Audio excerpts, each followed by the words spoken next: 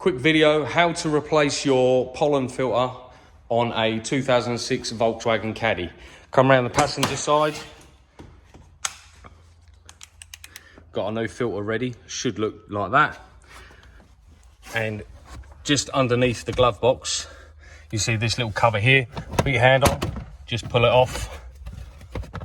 So you've got all this space. Underneath here, you'll see a black cover just here. Slide it to the side and then pull it down. And then you're gonna get covered in absolutely loads of dirt. But there's your pollen filter, pulls out, simple. Make sure you make a note of which way round it goes, because our new pollen filter, which is way cleaner, that will then go up into the hole the same way it came out, and then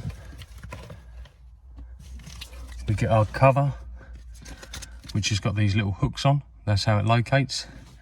So we pulled it to the left to get it off, so we're just going to put it in there and slide it to the right.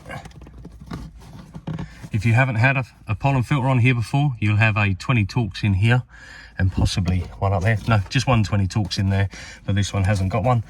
So that is it. Once you put your cover back on, then you put your side cover back on, get in your locating lugs, just like that. Slide it round, push it in. That's a quick video on how to change your dirty pollen filter on a Volkswagen Caddy.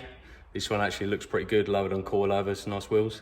But yeah, if you found it useful, hit that thumbs up, hit that subscribe button. I'll see you in the next one.